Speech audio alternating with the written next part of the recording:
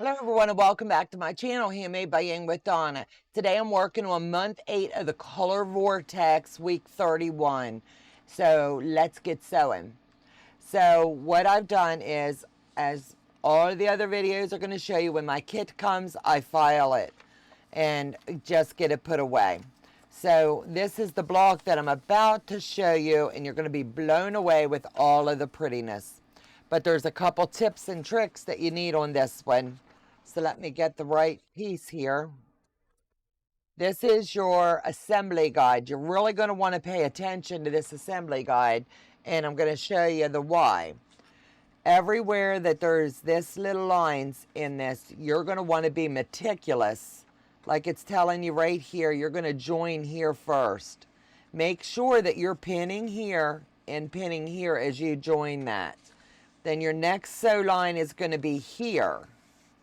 Pin here, press these seams open. That's going to be really important.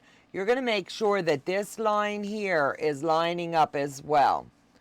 Then when you get all the magic done, you're going to go to your third sew line, and it's going to be right here. If you do all of that, all of these are going to line up without an issue. So let me show you the magic.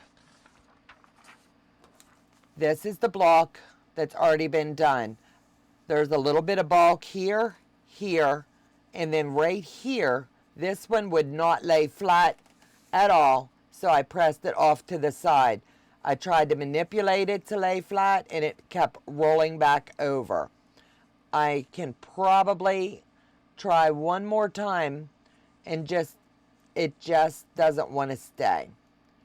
So that's just a little tip. It's okay to press over to one side, but this is how gorgeous this came together. I think when they pick these colors and the way that they flow together, you're going to be like me, totally blown away. So does that not look amazing?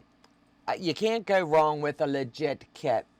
So with all of that being said, that's a wrap up for this week, and I'll see you back at the next week when we close out month 8. So take care, God bless, and remember, press those seams flat. Use your acorn pin if you need to, and go ahead and start pulling that paper and leave just one marker paper in so that you know where your pattern piece is going to go. So if it says A1, leave a piece that says A1 in it. And that'll help you in the end as you're joining all of this together.